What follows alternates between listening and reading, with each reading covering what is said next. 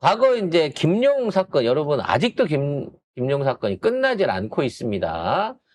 이분이 이 더운 날 바바리를 입고 와서 현찰을 이렇게 박스에다 끼고 나갔다라고 하는데 말도 안 실제 돼. 그 자리에 간 적이 없는 갔다는 증명이 없는 상황에서 내가 봤어요. 정확하게 봤어요. 아니 이거 저기 브라인드가 내려져 갖고 몸통만 봤는데 이 증언만으로 유동규 말만으로. 김용이다. 그다음에 그거를 이재명이 시켜서 받으러 왔다. 이거를 해갖고 피의자로 적시를 해버리는 이런 미친 조서를 쓴 게 검찰이거든요. 내용 한번 보겠습니다. 네.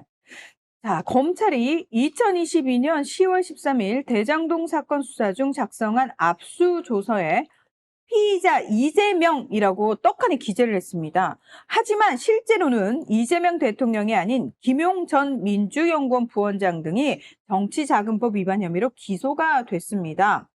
그러니까 상관이 없었다라는 거죠. 이재명 대통령은 여기에 피해자가 아니에요. 이 사건에. 맞습니다. 피의자가 절대 아닙니다. 게다가 수사 과정에서도 굉장한 많은 의혹들이 있는데요. 2022년 9월 말에 유동규가 갑자기 태도를 바꿉니다. 그리고 10월 8일에 유동규가 자백 취지의 자술서를 작성을 해요. 그리고 13일에 압수조서에 피의자 이재명이라고 기재를 합니다. 그런데 19일날 김용 전 부원장을 체포를 합니다. 이후에 유동규와 남욱이 석방이 되죠. 중요한 건 유동규 진술은 수시로 계속 바뀝니다. 심지어는 법정에서 검찰이 사인을 주면 그 사인에 맞춰가지고 아휴, 진술을 했고 그러다 보니 유동규가 본인이 기억을 못하니까 피의자로 나와 있는 증인으로 나오는 유동규 한 명에 유동규의 답변을 지원해주기 위해서 검사 10명이 붙어가지고 이때는 이렇게 말해야 돼. 요 사안은 이렇게 말해야 돼. 해가면서 재판을 진행을 했다는 거 아닙니까? 그래가지고 말도 안 되게. 그래서 특정 시간, 그걸 특정해라. 내가 언제 만났냐 해서 뭐 5월 3일, 6월 8일, 뭐 6월 말부터 7월 초순경에 정치자금 받았다라고 검찰이 얘기했거든요. 근데 구글 타임라인을 보면은 거기 없어. 김용 전 부원장이 거기 안 갔어. 휴대폰에 위치 추적이 뜨잖아요.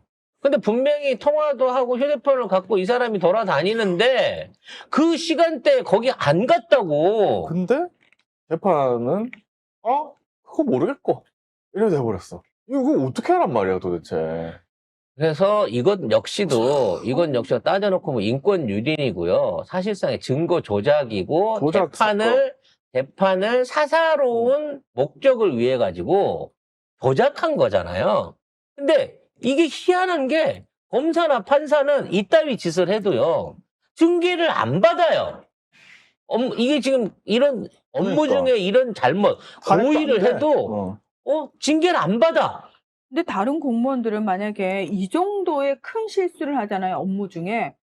처벌받습니다. 이게 실수야? 이건 옷 벗어야 돼. 이건 조작이야. 실수가 아니라 가해 아니에요. 법이라는 도구를 갖고 죄 없는 시민을 갖다가 죄인으로 만들어서 감옥까지 보낸 거 아니에요, 실제적으로. 5년형 받고 지금 수감돼 있는 상태거든요. 이게 대법원에 갔는데 어떻게 될지 봐야 되겠다, 진짜. 아유, 이 기사에 또 리박스쿨 댓글팀 또 겁내 붙었네. 아유, 그래서 뭐 열심히들 하세요. 이렇게 활동을 하셔야 저희가 추적을 해가지고 색출해서 잡아내기가 쉽지 않겠습니까? 지하로 안 숨고 계속해서 활동하고 계신 모양인데 조만간 수사 들어갑니다.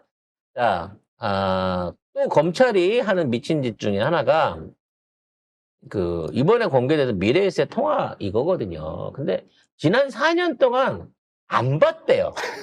그리고 이번에 다시 재수사가 들어갔잖아. 재수사 하던 사람도 우연히 발견을 했대요. 아니, 무슨 검찰이 핵심 증거를 장난쳐. 안 보고, 여기 있는데 안 봤어. 이게 있는데도 안 쳐다봤어. 분명히 통화를 했을 거 아니야.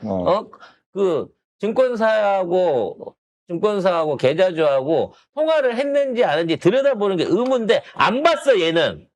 그래서 나중에 재조사 하던 놈도 다 뒤져봤겠지라고 생각하고 그냥 생각 없이 떠들러 봤는데 핵심 증거가 있네? 지금 이랬다는 거야. 이게 말이야 방구야. 이 노컷 기사 한번 보세요.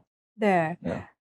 자, 검찰이 4년 반에 걸친 도이치모터스 주가 조작 사건 수사 과정에서 김건희와 관련된 녹취 증거를 확보하지 않은 것으로 확인이 됐습니다. 못한 게 아니고요. 안 했다는 거죠. 겁니다. 아예 미래에셋하고는 아. 통화 내역을 보지를 않았다는 거예요. 4년 동안. 왜냐하면 초기 수사팀은 이 김건희의 도이치모터스 거래가 전화 주문이 아닌 홈 트레이딩 시스템으로 이루어졌다는 점에서 증권사 직원과의 통화 기록은 따로 파악하지 않았다고 이게 합니다. 말이 되나 이게? 그런데 서울고검이 지난 4월에 재수사에 착수를 했죠. 그리고 미래에셋 증권을 상대로 다시 압수수색에 나서서 이 증권사 직원과 김건희 사이의 통화를 찾아낸 거라고 합니다. 근데 이게요. 한 통을 찾아낸 게 아니래요. 수백. 수백 통을 찾아냈대, 수백 통. 그리고 DS증권 계좌는 녹취를 또 확보를 했대. 음. 그러니까 어떤 거는 확보를 하고 어떤 건 나 모르겠네 이러고 이 야, 미래에셋만 안전한 건 확보를 하고, 이거 건드린 폭탄이다 싶은 거는 확보를 안 한 거지. 제정신이야? 그러니까 아는 것으로 못한 것이 아니고 안 한 것으로 뭐 달라면 다 줬을 판단해야죠. 거 아니에요. 2009년부터 2011년 동안 3년 동안의 통화 내력이 다 있었다는 거예요. 겁대가리 없이 홈트레이딩 한다고 하면서 그 결과를 놓고 자꾸 전화해서 물어본 거지. 야, 네가 살아야 사는데 왜 안 오르는 거야? 야, 내가 지금 살라고 했는데 물량이 모자래. 이거 왜 빠진 거야? 막 이런 잡다한 통화를 수백 통을 해왔는데 이걸 한 번도 안 봤다는 거예요. 4년을 수사하면서 응, 다른 데는 통화 녹취도 다 확보했는데 미래에셋만 응. 그러니까 그랬겠지. 야, 다 봐도 괜찮은데 미래에셋 건 건드리면 안 된다. 라고 검사가 어떤 언지를 받았으니까, 누가 봐도 거래 내력 있고 다 있는 상황이라서 통화 내역 있는지 확인해 볼까? 이거 뭐 원래 증권사에서 고객이랑 통화는 나중에 이제 상법적으로 문제될 수 있잖아요. 근데 다 녹화해 놓거든. 돈 거래기이기 때문에.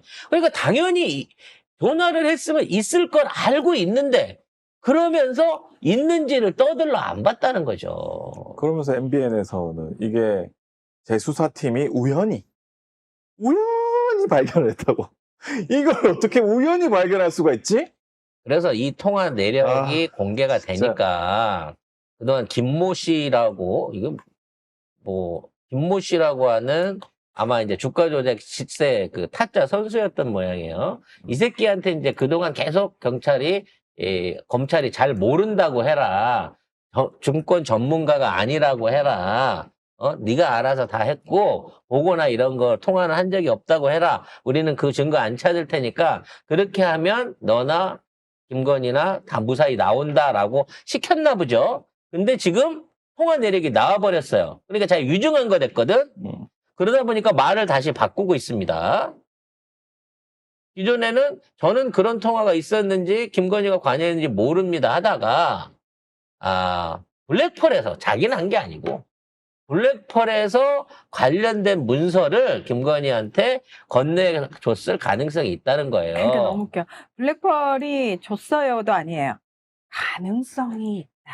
근데 블랙펄은요, 아예 그걸 뭐라 그러지?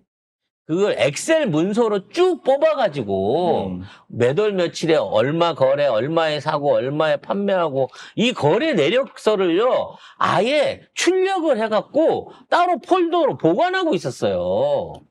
나중에 그게 들켜갖고 거기 안에서 얘네가 23억 벌어먹었네? 라고 하는 게 거기서 나온 거 아닙니까? 그대로 실행이 됐다는 거 아니에요. 그 파일에 있는 거랑. 그렇죠. 똑같이.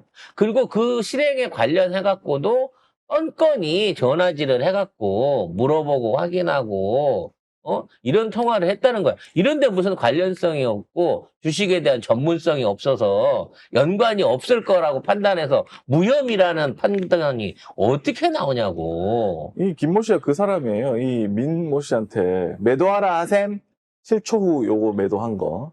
그 사람이 지금 김모 씨입니다, 지금. 에이그. 와. 주포예요, 주포. 2차 주가 조작 주포. 뭐 이거는 상법입니다. 때려봐야 벌금 좀 맞고 뭐 길어야 5년에서 10년 뭐 이거겠습니다만 우리 이제는 김건희 도이치모터스 조작으로 잡아놓는 거 양해도 안 찹니다. 네. 아유, 그거는 우리는 그거 심각하다 봤잖아요. 세상에 김건희가 한 짓거리에 비하면 그거는 세 발을 피었어. 그래서 김건희도 많이 포기하고 있었다는 거야, 내심. 뭘 내가 포기해. 그러면 증권 관련한 거 조작한 걸로 해갖고 이걸로 처벌 받을게. 그걸로 나 엮어. 대신 나 불구속으로 해줘. 재판받고 그걸로 해갖고 불구속으로. 아마 요런 시나리오를 짜고 있었다는 거야. 그래서 근데 입원했어? 특검이 딱 터지면서 응. 갑자기 이게 내란하고 무슨 뭐 최상병에다가 마약 막 이렇게 막 퍼지기 시작한 거야. 이거는 구속을 안 시킬 수가 없을 뿐더러 가면 못 나오는 거거든. 그러니까 그때부터 아프기 시작한 거야. 그러면서 지금 이제 시간을 보려고 하는 거예요. 근데 어떻게 하면 이 혐의를 벗을까? 지금 그 어떤 저 SNS에 돌아다니는 걸 봤는데 그 김건희가 입원한 아산병원 그 VIP 거기가 들어가는데 굉장히 여러 개의 철통 보안이 그렇죠. 돼 있대요. 그래서 아마도 거기를 아지트 삼아서 누가 들어오는지 모르게 해가지고 일반인들이나 기자들 뻗치기도 못하니까 그 안에서 이제 꽁꽁이 뭔가 뭐 조작지를 변호에 대한 거 앞으로 법적 대응에 대한 것들을 생각하고 있는 거예요. 아니 그리고 지금 뭐 지기현이가 자꾸 풀어주려고 하고 있잖아요. 또 풀어주고 있고 그런 사람들이 만약 거기 가면 모르는 거야 이제. 그렇죠. 뭐 서로 아유 나 말 이제 좀 맞추면. 나도 몸이 안 좋네 이러고 거기 가면은 그냥 그 아산병원 VIP실에서 회의실이 되는 거지. 그래서 이미 그런 짓거리들을 하고 있을 거예요. 그래서 사람들이 아산병원을 압수수색해야 된다. 도대체 압수수색해야지. 아산병원은 어떤 이유로 김건희에게 입원실을 내줬는가 이거를 수사해야 된다. 그리고 돈은 뭘로 지불을 네. 했는가? 통일교가 지불을 했나? 아니면 김충식이 했나? 뭐 이거 다 확인을 해봐야 되겠죠. 자, 아니 그리고 서민들은 암 걸려도 지금 입원을 못 하고 있다는데. 암 걸려도 1년 2개월 후에 수술해 준다 그랬대요. 아니, 암 환자한테 할 얘기야 그게? 근데 김건희는 뭐 우울증? 장난쳐 지금? 아니, 우울증으로 뭐 약 좀 먹이고 밥 주는 거 말고 정신 상담하는 거 말고는 애초에 이런 그 중증 질환 다루는 이런데 들어가지도 못하는 거야. 물론 지 돈 내고 특실 썼기 때문에 하루에 1,200만 원씩 받고 그냥 한다라고 하면 할 말은 없기는 한데 이거 자체가 일종의 치외복권처럼 느껴지잖아.